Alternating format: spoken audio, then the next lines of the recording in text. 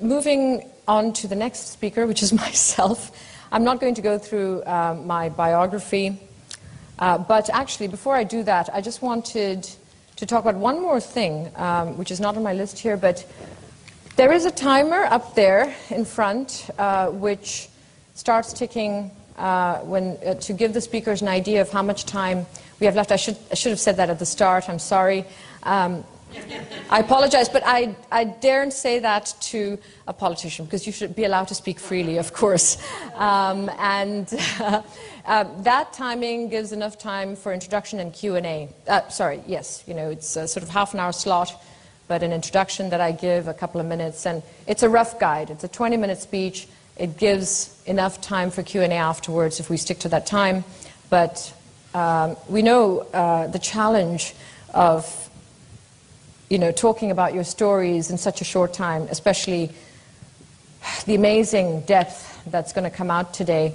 We apologize for that to the speakers and also the bloggers and journalists here. But the idea is to give a concise summary, and of course the journalists, bloggers, please approach the speakers to delve further into their stories. Each one of us here has an amazing story to tell.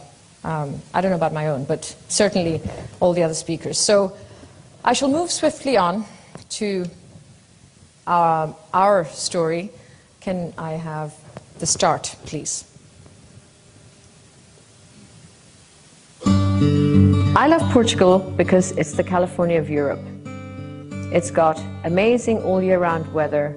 It's got fantastic people who are so warm and welcoming. And it's got the most outstanding food.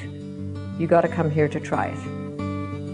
There is fantastic landscape, beautiful nature. Portugal is a very light populated country only, so you have a lot of empty spaces, beautiful beaches, unspoiled. It's really a fantastic combination that we have here at Europe's west coast.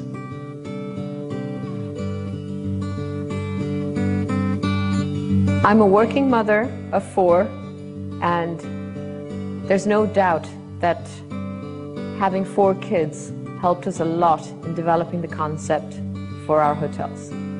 So really, what you see here today was a combination of experience and looking at other existing hotels and coming up with something that would satisfy adults and children at the highest levels. So why did we combine luxury and family resort? We love luxury ourselves and we love families, so we put these two things together with a fantastic location in Sagres, right in front of the sea, in the middle of a wild natural park, with fantastic weather, fantastic people, and we felt that's a winning solution. I often say I want our mothers who are guests here to have their cappuccino with the foam still on it, because that's what it's about. When you become a mother, you're having cold coffee half the time because you're constantly running after them. And kids need to be entertained and need to feel comfortable if they're going to behave well. And that's what we try to do, is to create moments, is to create spaces throughout our hotels where the kids feel comfortable and the parents feel like they're welcome and they're having a great time. It's not just a holiday for the children where they get what they want, but the parents get some couple time together as well, or time for themselves. The children, they definitely need to have the kids' facilities ready for them. They want to have an interesting time in the kids' club, but also there needs to be facilities for both together. So for example, very popular at Martinhal is the family football at 4 o'clock, where the parents and the children play football against other parents. We try at Martinhal to have well-designed spaces with good art and designer elements, but it's all designed for children as well. So it's safe, it's comfortable and colorful. The families we look after, they are sporty. They like to do things, and I think all our properties are fantastic for that. From swimming the sea, from surfing, horse riding, golfing. And then we have some properties that are maybe better if you want to experience the city life and the history of Portugal. I think Our property in Chiado and in Cascais are great to pick as locations to explore the fantastic Chiado and Lisbon center, or Sintra, Cascais and Estoril, great coastal cities or maybe villages that we have in Portugal. In our case, genuine hospitality for families means looking after every member of the family with heart and soul. It's going that extra mile for the children as well as for the parents. It's wonderful to read guest feedback about how friendly our staff is and how family friendly they are. That's what makes my heart warm up. I think the secret of Martinhal lies with our staff. It's the Martinhal family that tries to ensure that our guests have the best possible holiday experience as a family. And they do that every day. They want to give them their all. And I think that's what makes the Martinhal brand stand out.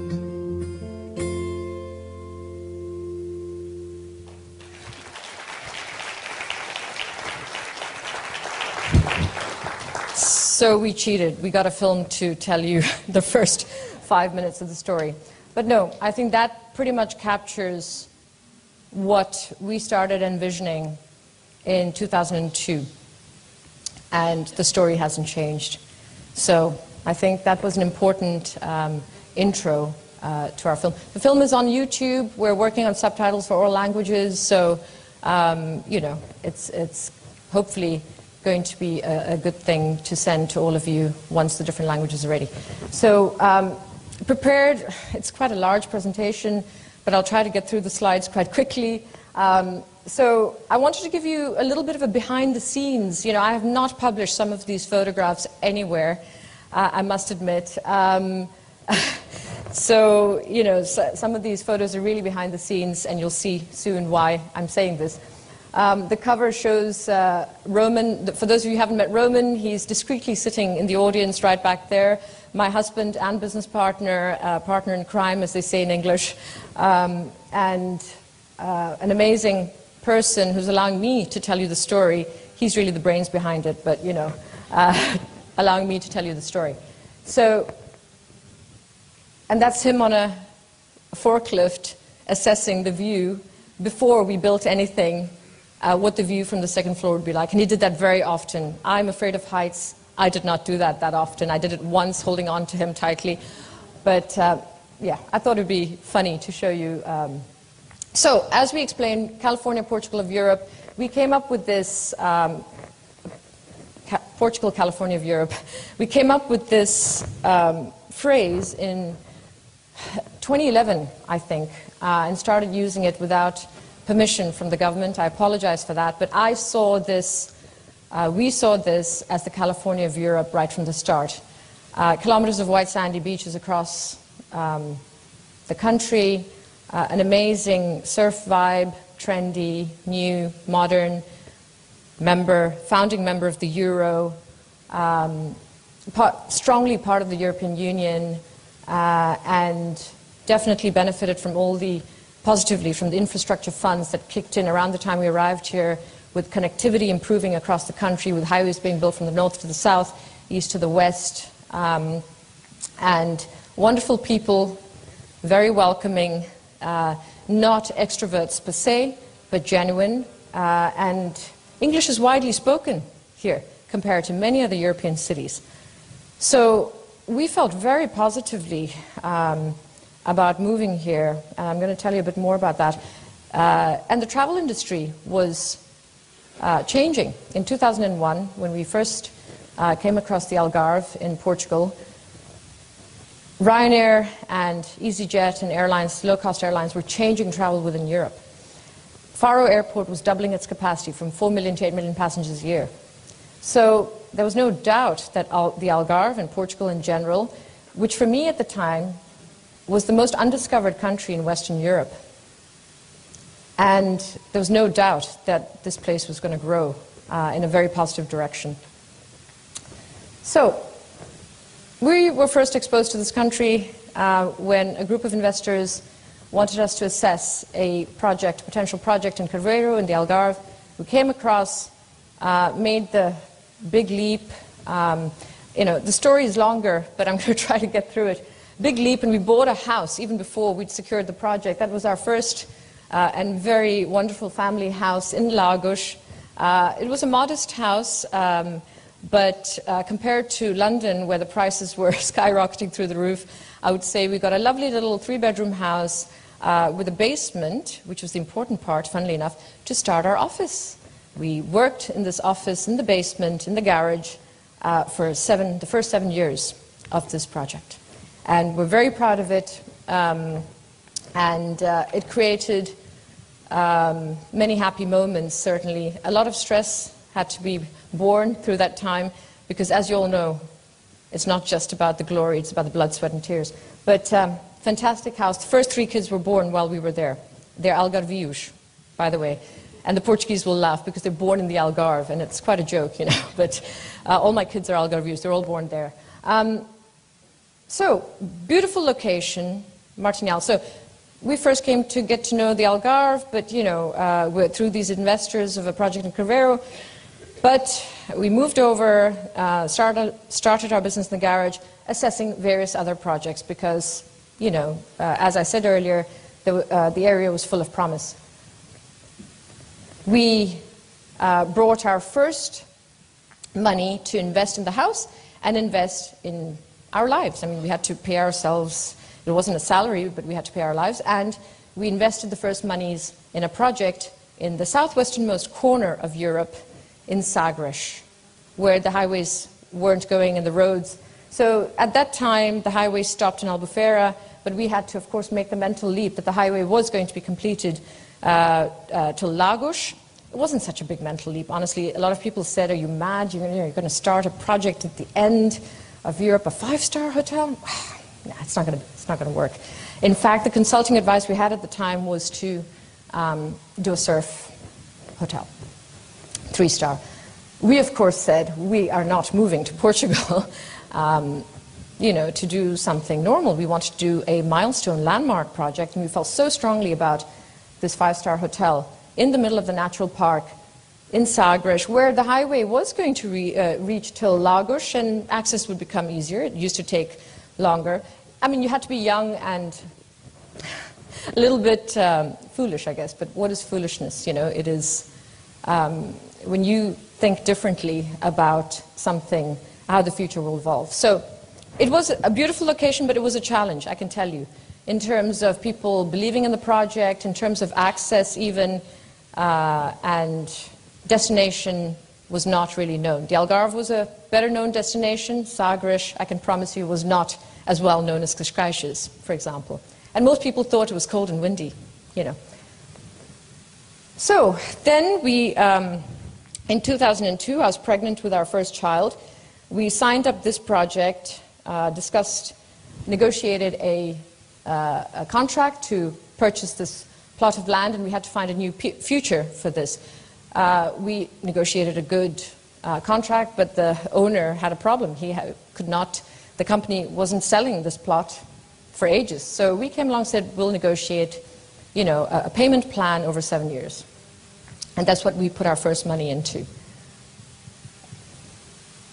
After the initial dream of moving to Portugal, of course, everything goes differently, and that's normal in business life. And certainly here, it took us quite a long time to go through the planning procedure of converting a housing estate into a touristic product. But we survived it. Whatever doesn't kill you makes you stronger.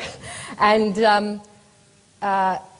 the financial model was also interesting. No bank was really willing to finance a hotel at the end of Europe, so we had to think about a buy-to-let concept, a lease-back concept, where we would sell real estate property and lease it back for 10 years, medium term, you could say.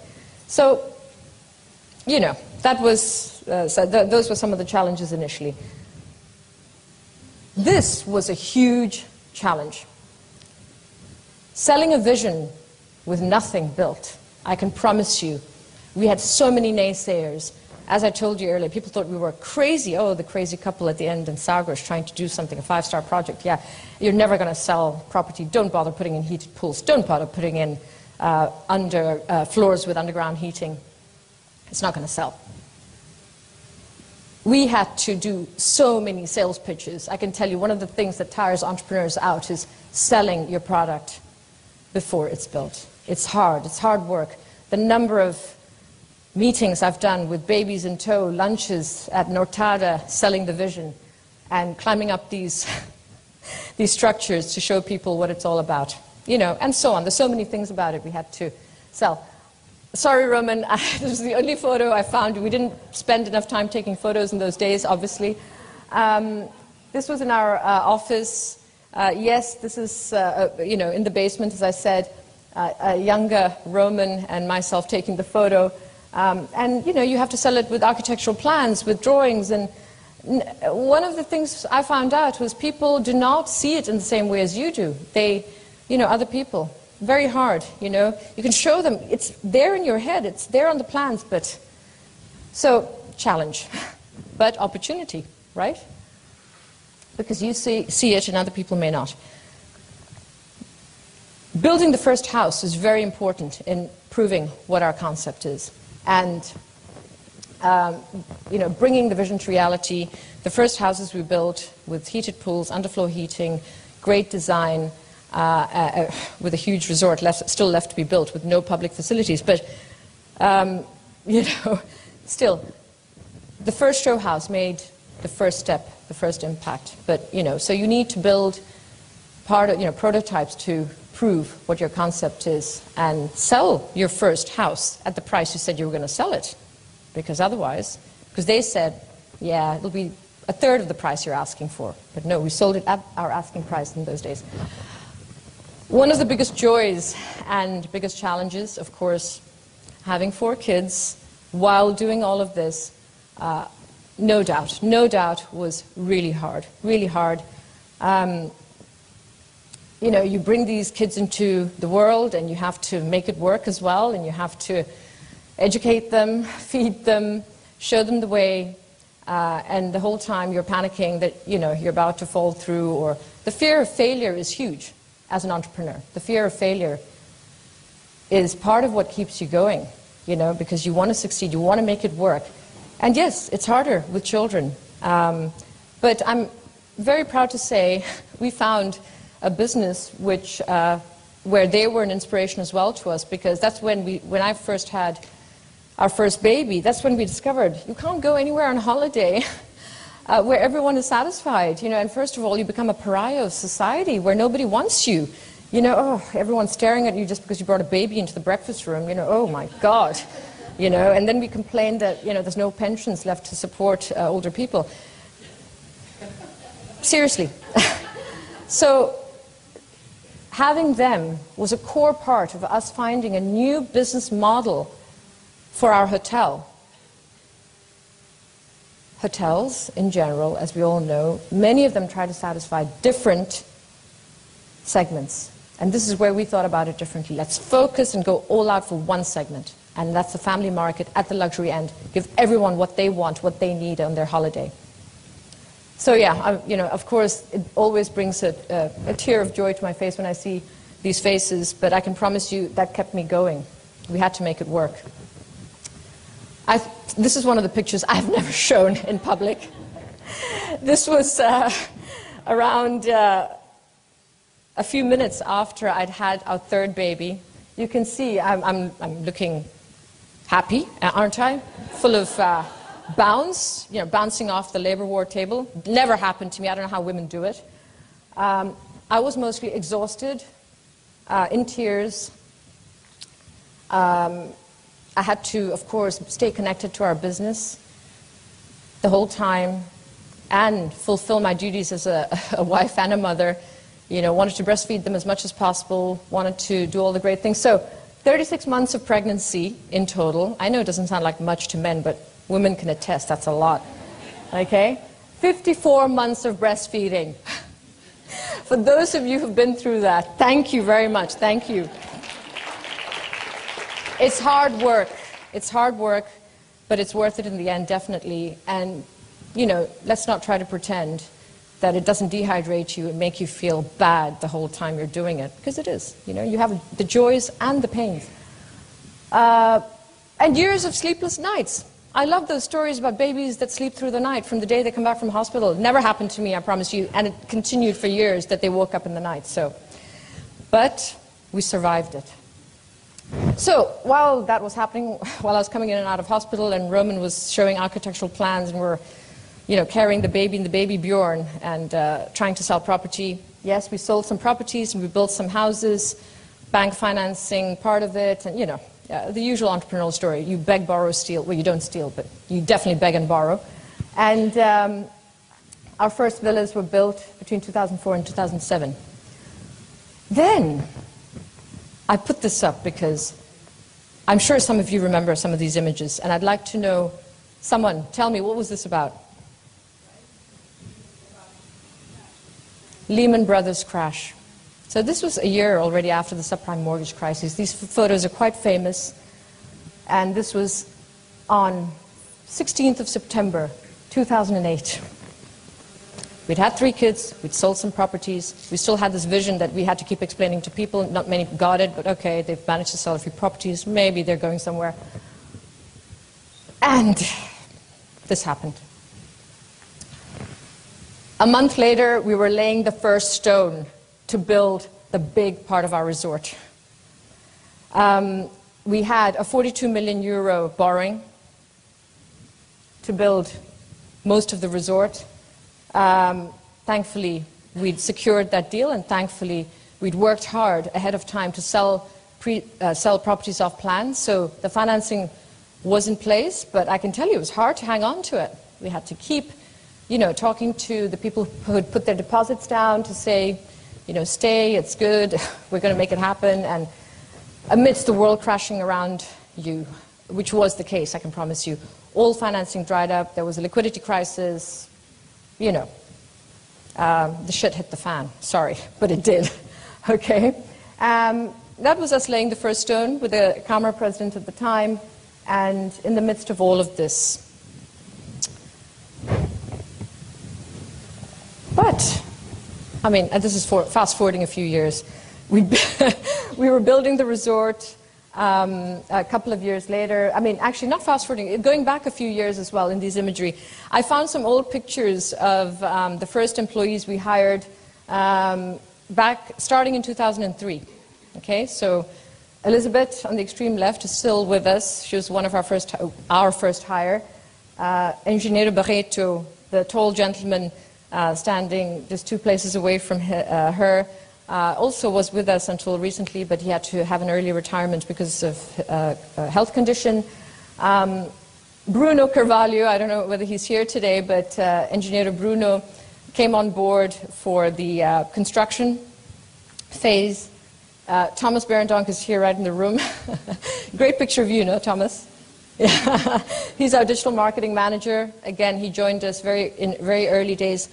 Joan Kushkau, not here today, but our finance director today, standing next to Roman. And in this picture on the beach, you'll see some other people who are still with us today. Some not, sadly. But I wanted just to convey, and please don't take offense if your photo is not here. I only picked photos from before 2009. And since then, we've built the company up from 1 employee to 500 at the peak season. So, couldn't have all your photos here. But the point here was you have to work hard on building up your team with the right people. Very important part of entrepreneurship. It was one of the challenges, still is day in, day out. You need to hire the right people, right attitude, feed them, change them if they're not right for your business, so if they feel your business is not right for them. And it's a very important part about entrepreneurship. But this just made me think, God, we had to start 14 years ago, and the resort only opened in 2010. 7 years before we opened it, we had to have our first hire. And I'm very proud of our team. I think we've got a fantastic team. All of you know that. We value you, and important part of building a business. Another challenge, which, sorry, I'm running over time, but another challenge is, what time do I finish, Rosa? 10? No. Yes. So, sorry, I'm running over time. Publicity, building a brand, building demand, they're all challenges. Come speak to me about it later. you have to work hard on all these parts. And I know I'm just flicking through slides, makes it look easy. A lot of hard work behind it and lots of money. Filling the resort, delivering quality service, excellent service, but that has to do with the team. So, you know, and right for your segment, not just good hotel employees, you know, or good developers, right for your business. Of course, building revenues, profits, and paying the bank back. I mean, daily challenge, very hard. That's just a joke there. It's a good start, but does anyone have any more specific ideas for increasing profits? Yeah. Growing the brand. We had opportunities. The crisis led to some opportunities which we could get involved in and acquire. Once we had a proven track record that we could build a business even through the recession. So we have 4 hotels now. Last but not least, the challenge of staying healthy. I had a personal crisis myself 2 years ago, but I'm glad to say I started exercising. That's the couch to 5K. That's a Facebook post when I started doing it in 2015, running. But, you know, I involved my family, my kids, my husband, and, you know, but do focus on your health as an entrepreneur, female or male. Very important. We never have time for it, but it catches up in the end. So, 1 minute, we have a little film. What do our guests say about us? And I love this little film to end our presentation because this is what it's all about. This is what gives me satisfaction at the end of the day.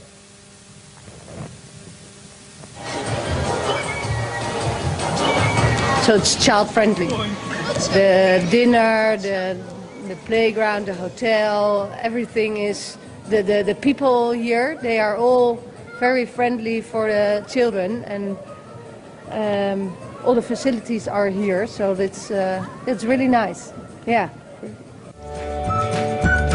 I just love it here. There's many activities. Like, I like the trampoline the best because it's super bouncy and I can do many tricks on it. I have a lot of friends now because you have a lot of people who play, and I love it.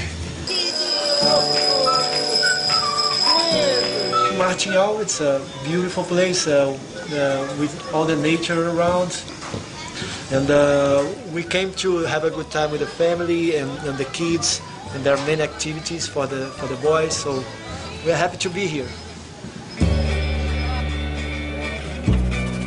So that's what it's all about at the end of the day. Thank you very much for listening to me.